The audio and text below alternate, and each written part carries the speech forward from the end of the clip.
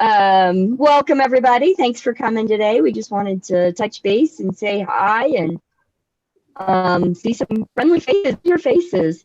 So if anyone is not familiar with Christian Friends of Israeli Communities, we are the Christian organization that connects Christians all over the world with the Jewish communities in Judea and Samaria.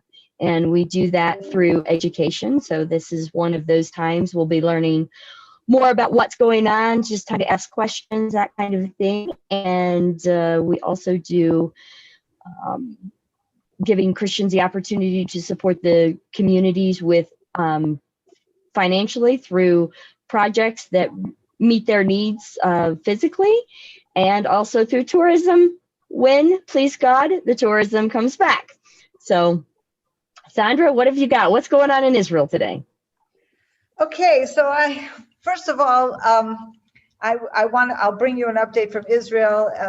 But before I get to the update, I just want to share a thought from the Torah portion that was actually last week's Torah portion. Torah portion was Chaye Sarah, the life of Sarah, and it's really one of my favorite Torah portions, because at the beginning, of course, we have the story of Abraham purchasing the Machpelah cave in Hebron. And I just want to share a thought that I had about this, because, you know, some chapters earlier, when Abraham first comes into the land of Israel, Genesis 12, God speaks to him and promises him, I will give this land to your children. And it's very, very clear from the get-go that this is a promise that's not going to happen right away, because God says, I'm going to give this land to your children. Of course, at that point, Abraham doesn't even have children, but it could be his children, his grandchildren, his great-grandchildren. You know, the language that's used is your seed, you know, something, you know, your descendants. But it's very clear that it's not going to be Abraham. And of course, Abraham goes to the land, and it's that point, there's other nations. The Canaanites are there, and he certainly doesn't have a nation that's going to go in and start conquering land.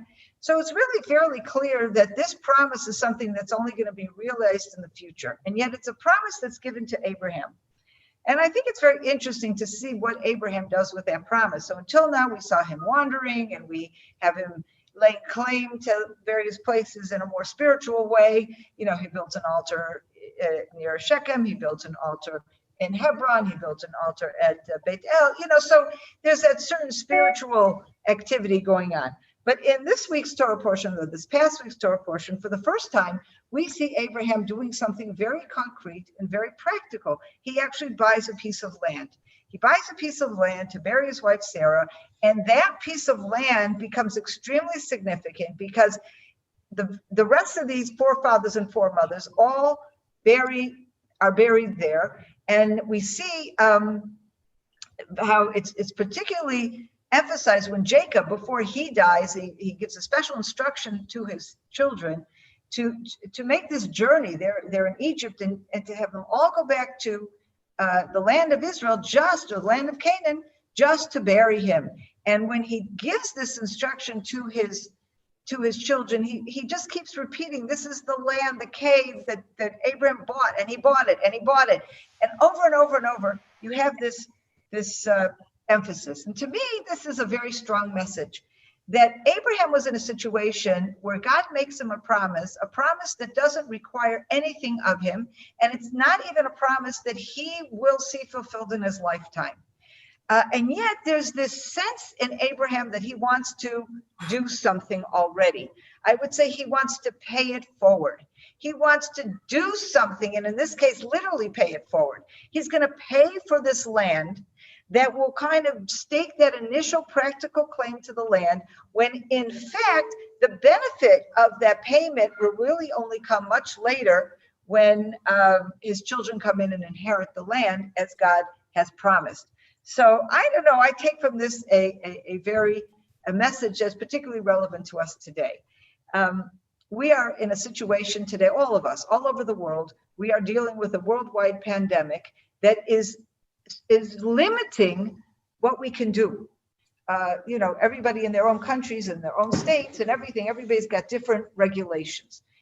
Some people have to go around with a mask. Some people can't can't, go visit their kids. Some people can't go to work. Some people, can do whatever they want locally, but they can't, go to a different country, or they can't cross state lines, or whatever. Everybody is dealing with something that they normally would do that they cannot do today.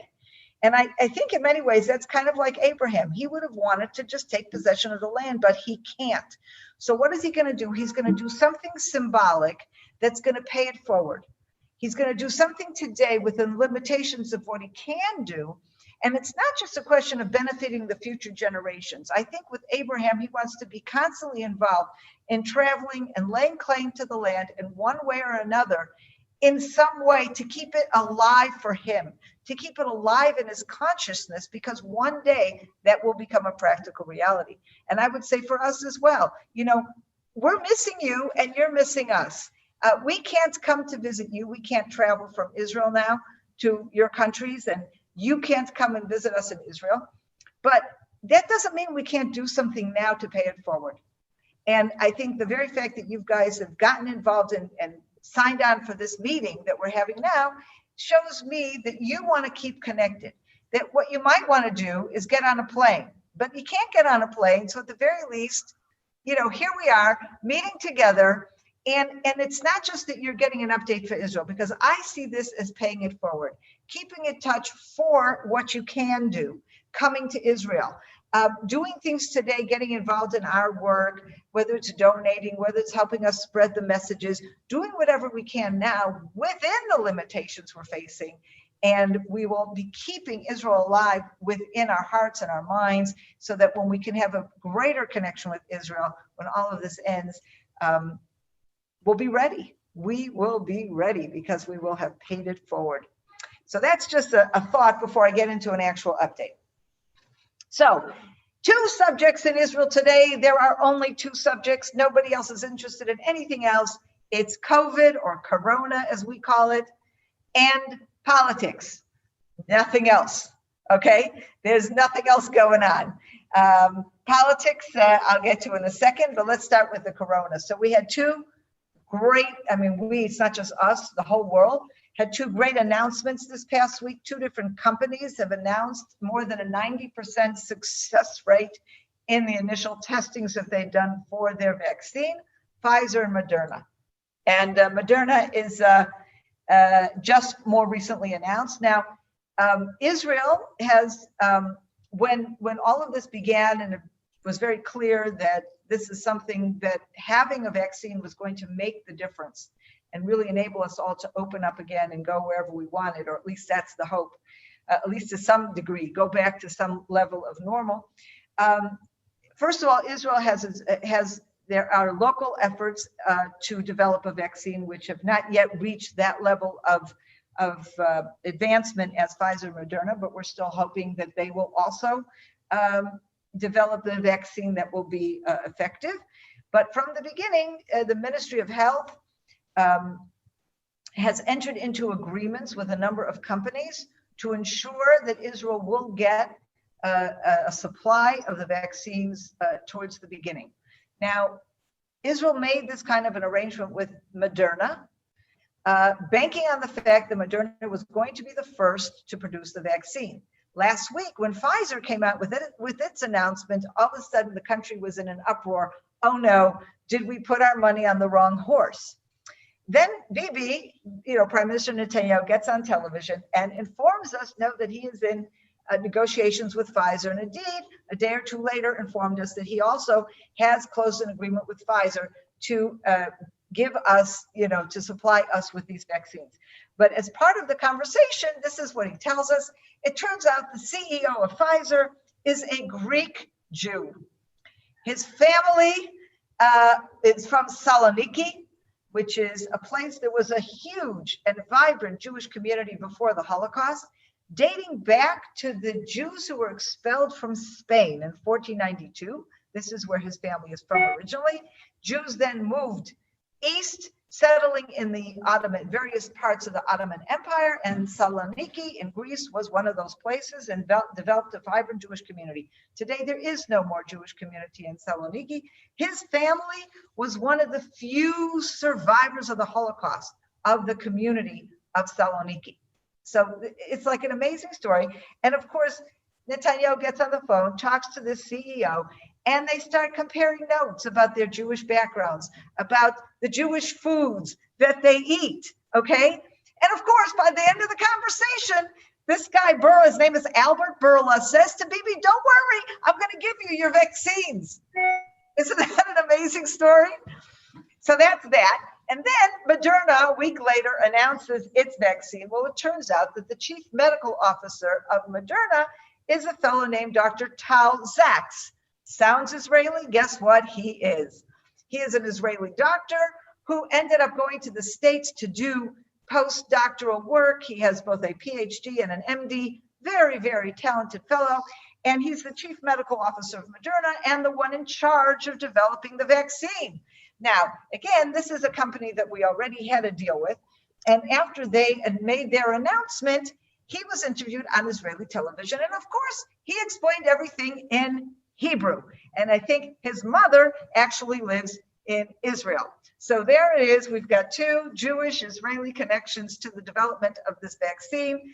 And although we, as I said, still hoping for the Israeli company to also be one of the first in this race, it really is exciting for all of us. And it looks like the production is starting already, and they're looking at the first vaccines being available as early as January. In Israel, they think that the vaccines will be available, if not January, February, sometime in the first quarter of the year, initially available to those at-risk populations, which means over 65, or people who have background, illnesses or whatever that put them at greater risk. So there is a light at the end of the tunnel, and we are certainly hoping that sometime in the first half of 2021, this vaccine will be widely available.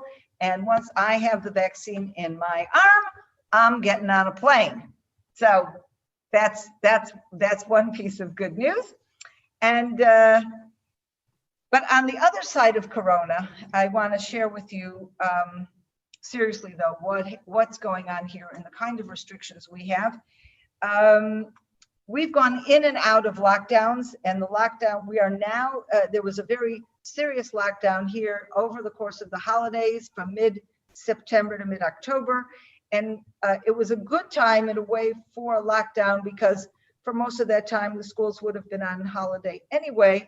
And many of the days in there would have had a lot of businesses closed anyway. So it was also a time when our numbers really reached astronomical highs in both the level of what they call the R, I don't know what they call it in English. It's like this R factor that determines how many people are infected by any one person.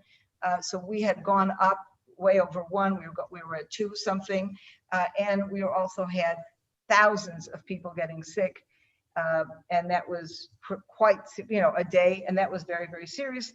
As a result of this lockdown, we brought our numbers way down, not all the way down, not like they were in the beginning of the summer, but at least better than it was. And therefore, we began a series of graduated releases from the restrictions. Initially, during the holiday period, we could not go more than 1 kilometer from the house. And everything was closed. All the businesses and stores were closed, except for grocery stores and pharmacies. Little by little, things have opened. We went back to our office right after that because we're a small business we don't have people coming in. We don't have a reception for just people off the street. So that made it easier for us to open, and we have plenty of space and just a few people in the office. So we've been back to work already since shortly after the holidays. More recently, some of the stores have opened. The stores that are just on the streets are able to open, but the shopping malls are still closed. Restaurants are still closed, although you can order up from there and have deliveries or pick up, takeout. And the main thing, though, that is of extreme concern, of course, the businesses that are still closed, the stores that are still closed, is a huge, huge concern for people's livelihoods. And, unemployment was down a little bit, going down, was improving, then it went back up again. This is, of course, of grave concern to all of us, and we do see an increase in families who have needs, who need help, one of the things that we at CFOIC have been responsive to.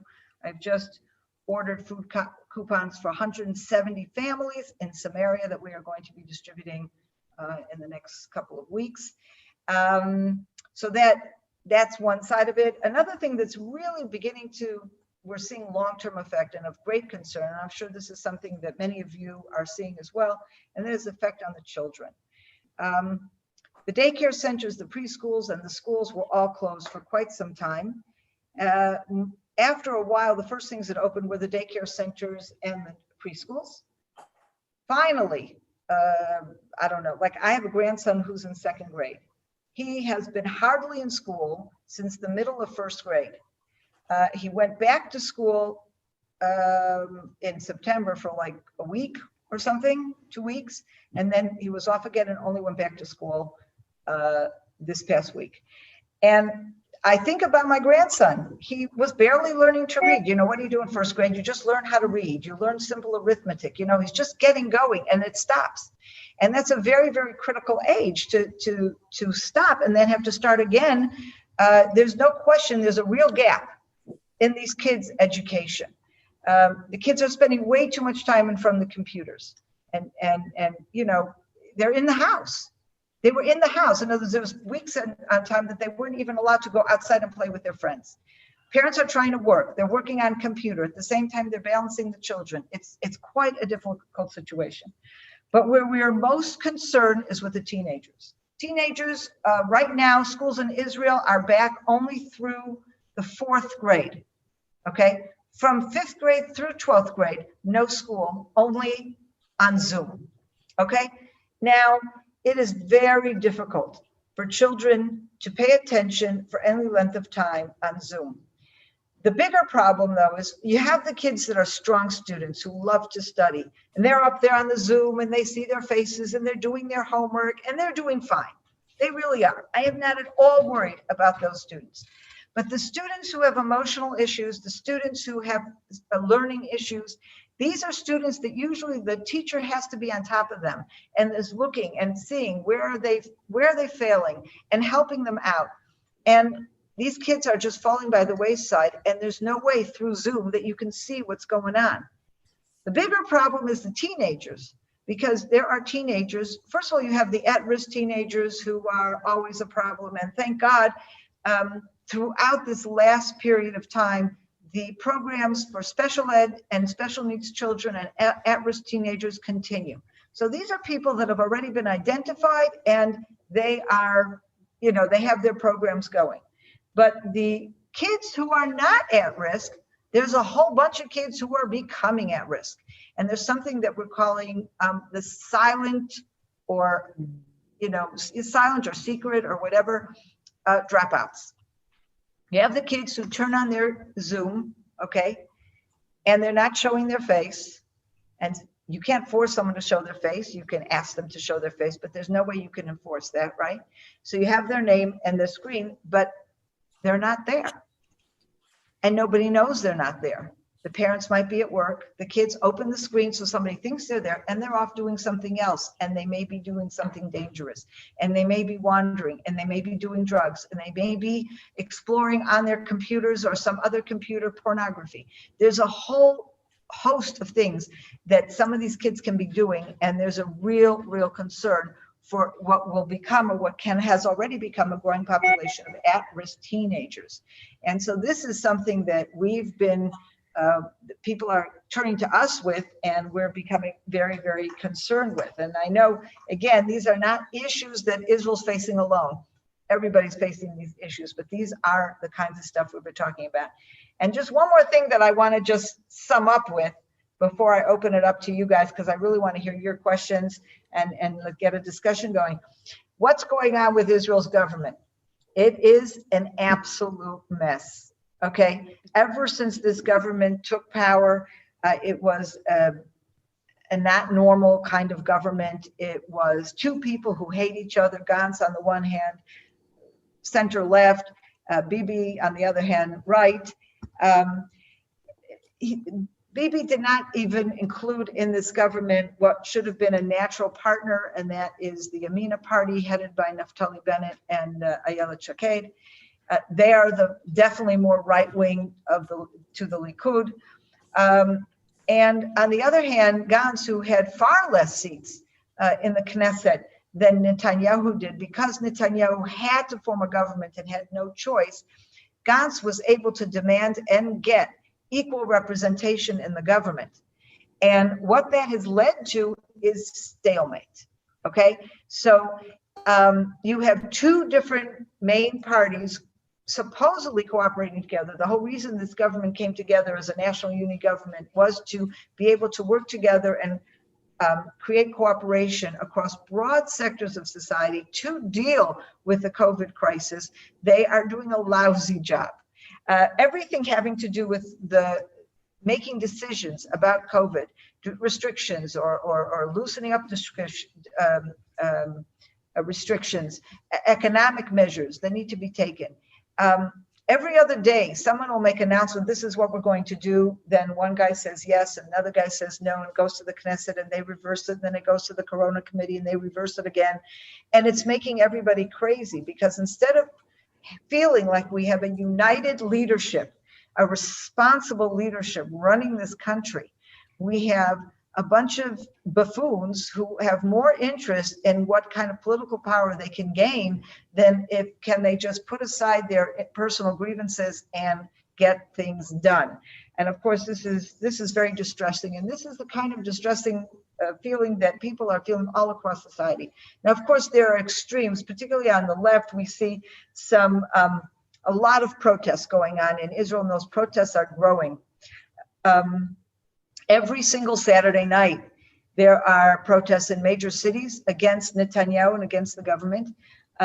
Recently, even in Samaria, as I was leaving Saturday night last week to take my mother home, I noticed that outside of one of the communities in Samaria, outside of Alfei Menashe, there were also protests, people, down with the government.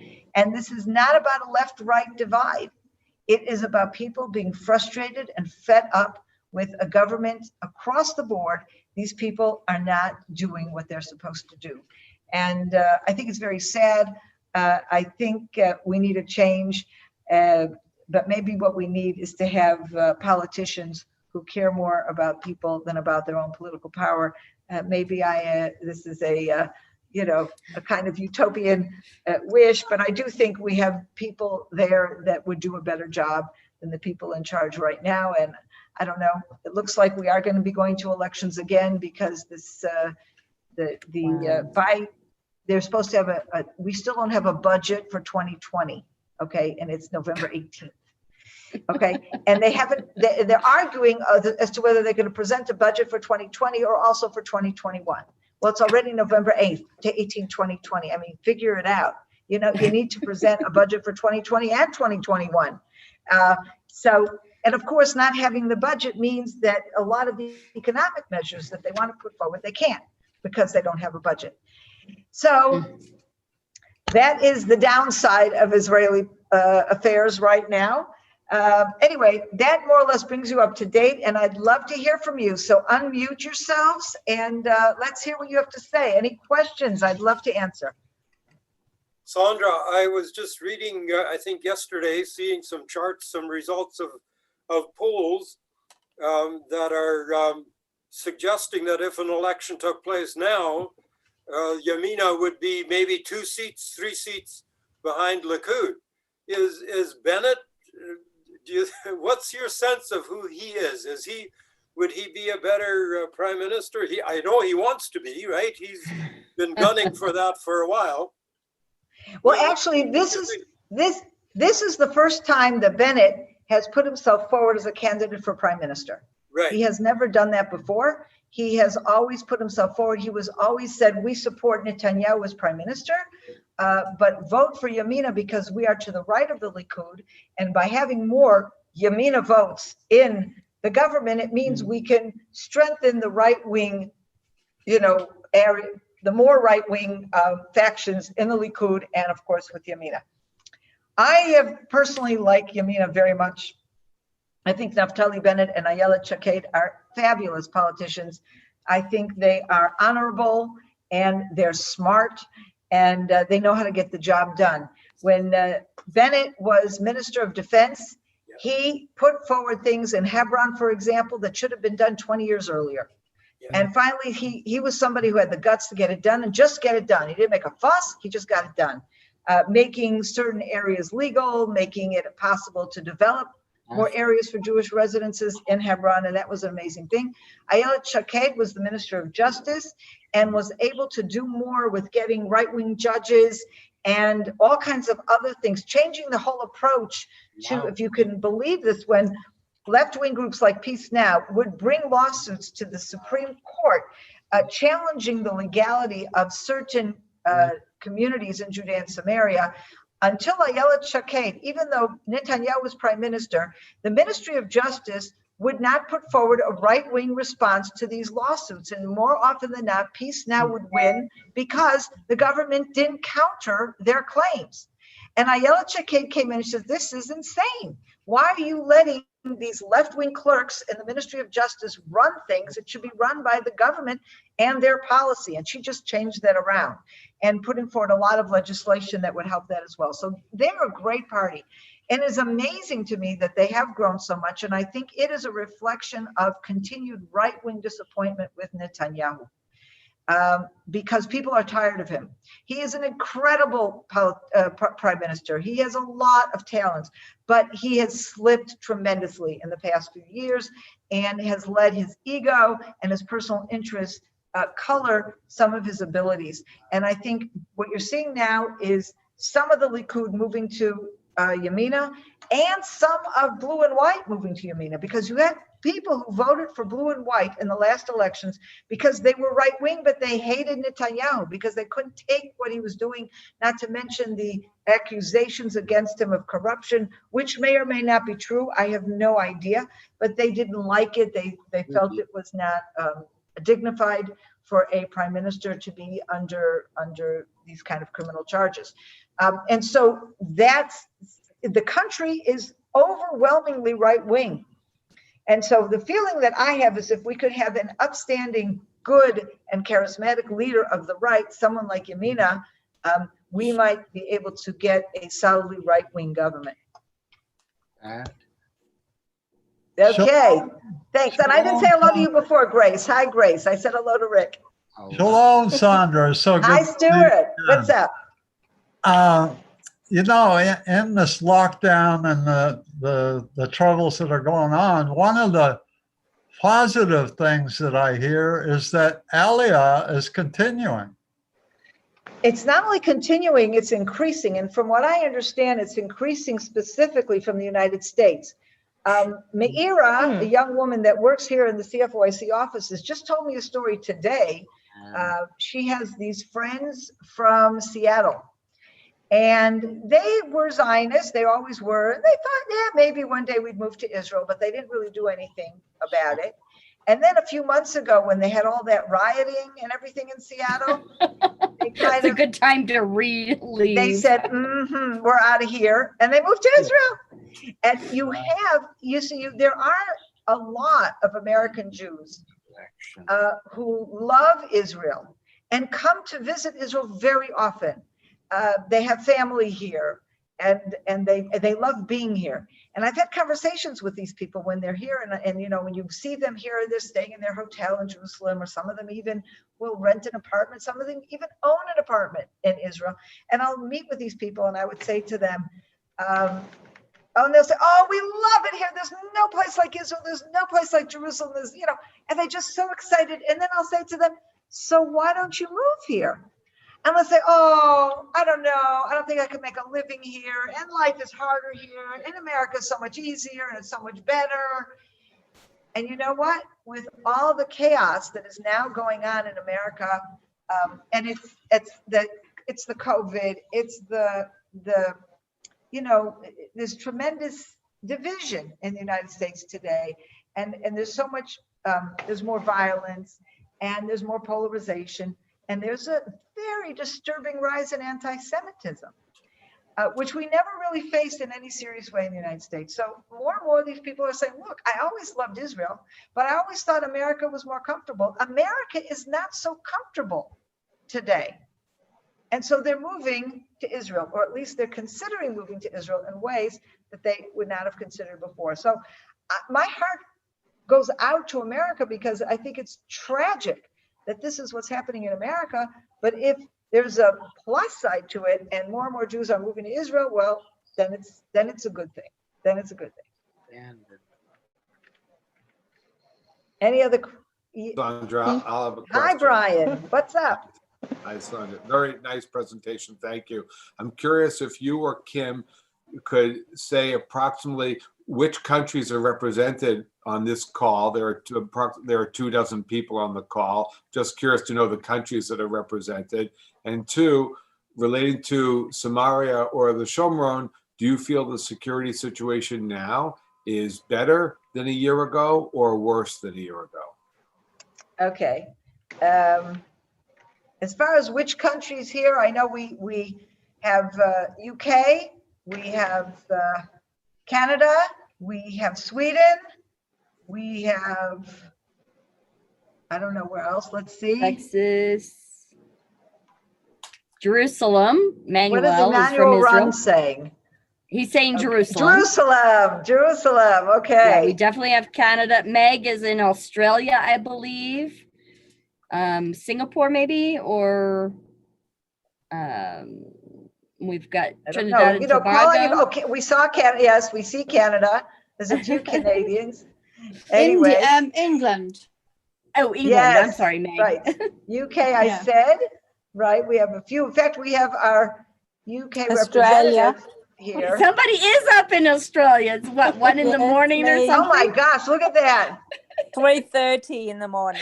3:30 in the my morning. gosh. You are dedicated. Oh my gosh.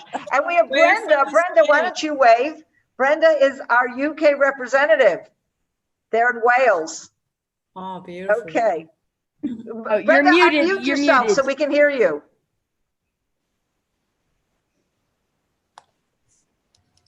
Great. Where are you from in Australia? Hi. Okay. Anyway, so your next question, Brian, about security.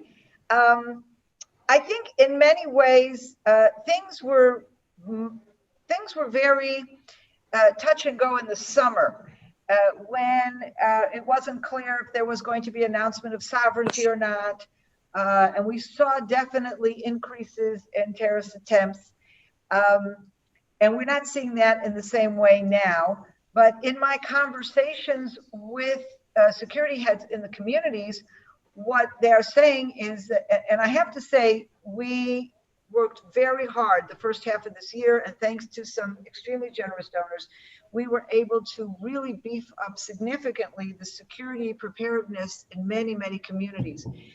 And what we, of course, we haven't covered all the problems, and you know, you give them and then say, yeah, but now we need this and now we need that. But what we are seeing, and what I'm hearing from the security experts, is that the security threats remain, but with this increased preparedness, especially security cameras, they are able to catch these people more efficiently, more effectively, before they're able to do whatever they're doing.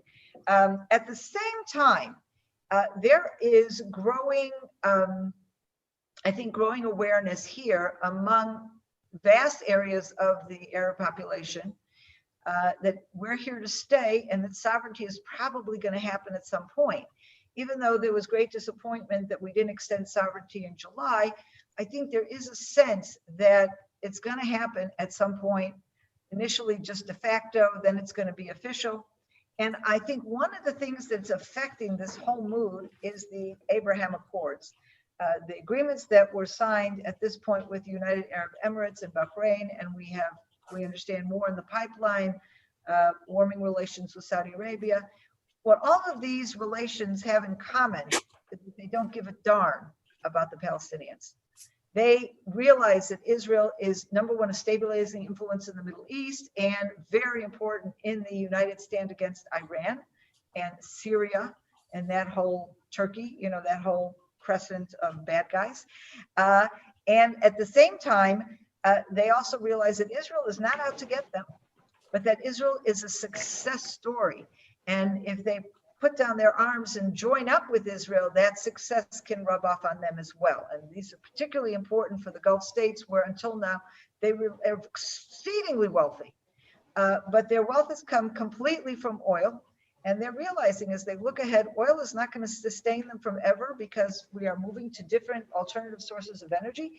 And they're figuring that out. And so they are hedging their bets and finding ways to do business in other ways. And one of those ways is Israel.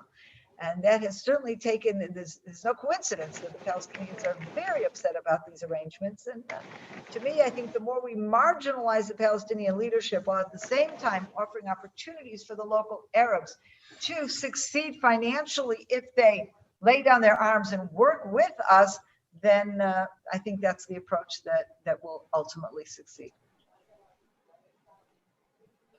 Thank you, Sondra. Rachel here from Trinidad and Tobago. I have the deepest respect for you, Sondra. You are one of the few people who were honest about the political situation in the US as well as in Israel. Many people are afraid to, speak the truth on those issues. I am interested in the state of affairs with regards to youth, because that's part of my experience and qualifications.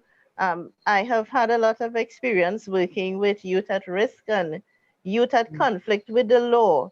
Now, regarding the youth in Samaria and Judea, are there any particular plans from within Christian Friends family to help any sort of intervention with young people that you might be able to share with us? We're involved actually in a number of programs for youth at risk. So let me just give you two examples. There are two different types of things. There's school and then there's after school. The after school programs are what we're most involved with at this point with the people that we would call youth at risk. And these are, for example, here in my own community in Carnation-Rhone, there is a social worker here within the social services department that her entire job is responsibility for the youth at risk. She works alongside a young fellow who's a youth counselor, and they go out every night. One or both of them is just out on the streets every night. They're creating relationships with these kids. They come to them with an attitude of acceptance, not of judgment. They know this one's on drugs. They'll know this one is smoking. They'll know this one is drinking. And the whole point is to gain their confidence and then gradually move them in the direction of a more responsible lifestyle. And they do this with great success. These are not things that happen overnight. And one of the things we've funded to help them along has been a special youth club that is for these kids. And it's a youth club that's open every afternoon and evening. And we've provided, first of all, we enabled them to, it was a facility that needed some repairs. And yes, this is Robin. Pardon? Oh, and so I muted him. Okay, so this is something that, we've been involved with. And another thing, there's another program in Gush Etzion that we've already been involved with, and I just got a call to help with more things. It's a place where they have workshops. The idea being a lot of the kids who are at risk, it's because they're not finding themselves either in their homes, in their families, or in school. And we need to give them a different kind of an alternative framework where they can put their skills or their interests into some positive use. So this is a place that gives courses, has woodworking, metalworking. One of the things we invented is a 3D printer. And so they design all kinds of things and produce them. And they're given courses on dealing with the technology or working with their hands. And so they may be dropping out of school in the morning, but they're coming to this place and they're learning skills. And at the same time, there are counselors there. So it's not just learning the skills, it's people helping them utilizing these programs in order to encourage them to take responsibility for themselves and to set a new path for themselves. So these are both programs that we've been involved with, but there are others as well. Thank you, Sondra. There's a similar center here in Trinidad and Tobago that I have assisted with. So going forward, I would like to assist in that area. Thank you. Great. Thank you. Well, and I would say, we are, for the end of the year, we're doing a special fundraising specifically for children and youth, whether it's special needs kids or these youth at risk. Definitely you can donate to that and help them, because we've got a lot of programs, and especially with Corona, kids are falling through the cracks in this one, unfortunately. Absolutely. Yes. Any thoughts on the new government in the United States, or the potential new government and Biden and the relationship to Israel? Do you have any thoughts on that, Sandra? Okay, well, look, it's no secret that Trump enjoyed overwhelming support in Israel. Not necessarily because everybody likes Trump as a person. He certainly had his personality flaws, but he was an extraordinarily good president for Israel. The moving of the embassy to Jerusalem, the recognition of the communities in Judea and Samaria as legitimate, the Trump plan of the century, which had its weaknesses, but one of the most important parts of it was the fact that it did recognize the ability of Israel to even annex or extend sovereignty to up to 30% of Judea and Samaria, which is far more than we ever had before. So these were things that were really, important to us. And there is a great deal of concern in Israel today, as we see that it is, I assume Biden who's going to take over, and he does not have that kind of record, whereas he has definitely stated that he loves Israel. I do believe him. I think he does love Israel, but he loves a very certain vision of Israel. He doesn't love an Israel run by the right wing. He doesn't love Israel. And I'll never forget when he was vice president. He happened to arrive in Israel for a visit, an official, state visit. And the day he arrived, or, right around when he arrived, a small agency, government agency, put forward, some kind of a tender to develop new housing projects in Jerusalem. It was in the part of Jerusalem that was liberated by Israel in 1967, but that has been, we have had Israeli sovereignty over those areas ever since 1967. And nobody in Israel questions that this is part of Israel. Well, he went ballistic, and he made it out as if the Israeli government purposely announced this development of the houses because he was coming, which was ridiculous, because it was just an ordinary bureaucratic, announcement, part of a long process that is involved with building homes. So that left us with not such a nice sense. On the other hand, it's a new president and we have to give him a chance. And of course, we are going to wait for the final results and, see who actually gets up there on January 20th and is sworn in as president. And whoever he is, this is somebody that Israel's going to have to work with. What I do hope and pray is that Israel perhaps gained enough confidence in the validity of its positions as a result of the recognition of these positions by the former American government, that it'll be much harder for a current American government to say, well, everybody says settlements are illegal, when we can say, excuse me, but your own government recognized them as illegal just a few months ago. And that, I think, is the kind of thing that I'm hoping Netanyahu or whoever is prime minister within the next 4 years will take that approach, and not come forward with pride and with boldness. We need not be afraid of America. I think America is a friend, and we need to reach out to America as a friend. But I think our government needs to remember that all those millions and millions of people who voted for Trump, most of them are pro-Israel. And any US president has to take those American people into account, not to mention doing just what is right. And of course, the Senate is Republican, or probably will be. There's a lot the Senate and the House of Representatives can do to ensure that the president doesn't go too overboard. And that's what we're hoping for. Any other questions before we wrap it up? Emmanuel, are you speaking? Because I don't hear you. You have to unmute yourself. I think he's on the phone. Oh, he's on the phone. That's okay. I've got a Yes, question. sure. I read, because, you know, not being an American, but still following the politics and things that are going on, that Mike Pompeo is supposed to be in the Middle East this week. And apparently he could be visiting, you know, Judea and Samaria.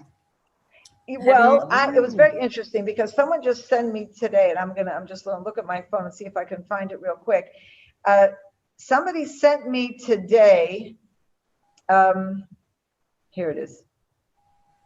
They got a hold of his travel schedule because they announced, and actually this is going to be tomorrow. They announced that certain roads will be closed. Okay, so it looks like he's definitely going to be going from Jerusalem east and traveling along the Jordan Valley. I don't know. I don't see anything else in terms of coming actually into Judea or Samaria. Right. But we'll wait and see. We hope he does. Yeah. But he was better than Trump. I mean, he made statements that were so clearly, you know, in our favor. It was amazing, you know. So I vote for Pompeo for president. That's good. Sondra, Yes. it's Tom and Brenda from Canada. We just want to thank you so much for your input for these youth at risk. Our daughter works in northern Manitoba with our First Nations and our Métis people, their children, and we have a serious situation there. So we are grateful. We will pass this information on to her and the people she works with. So thank you so much. You're welcome. I'm glad that was helpful. Now, you know what? When we talk about these sorts of issues, we're all dealing with issues like this. You know, Israel is not unique. Sometimes I like to think that the way we handle some of these issues are unique. And I'm hoping that we are able to give ideas and inspiration to people working with similar issues around the world. And that's something, of course, I've had the privilege of, in the days when we were having tour groups, I've had the privilege of hosting people like you who have experience or have some kind of connection with working with special needs kids, and then taking them to some of our programs and enabling them to have a conversation, professional to professional. And there's such wonderful, I've seen, you know, a number of cases where the professionals from the States or from Europe or wherever they're from are saying, wow, you know, we need to do it this way. I've never seen it done this way. And that's great, you know, and of course we can learn from our counterparts around the world as well. And that kind of interchange can only be good to help the children. There's no question. Okay, anyway, you've been great. Thank you so much. It was a wonderful opportunity to see you all and to bring you up to date. And I have to tell you that to me, your involvement in CFOIC, whether you are donating money, whether you are joining these kind of Zoom meetings or reading our material, passing it onward, whatever you're doing to stay connected with Israel, I want to go back to the words that I opened with. You're paying it forward. You're doing today through Zoom, through whatever we can, and paying it forward. And I'm confident that when this crisis is over, we will be able to get together. You will host meetings for CFOIC. You'll come to Israel, and we'll be able to do so much more because we will have that personal one-on-one contact that today we have the screen in between us. So thanks so much. It was great. Kim, do you want to say anything to sum up? Just to let you know that Valerie Knowles said to tell you hello. So wonderful. Great, Valerie. Yeah, no, this has been good. It's been good to see everybody. Thank you for taking time out of your day. I know everybody's got schedules and stuff going on, but we love to see you. Kim, can you say the rest of my message, please? Sure. She said, I wasn't sure if you wanted it public, but yeah, I'll be happy to. Valerie said to tell you that she totally supports President Trump, and there's a small but growing group of American Jews that totally support President Trump because he supports Israel. That's good. That's good.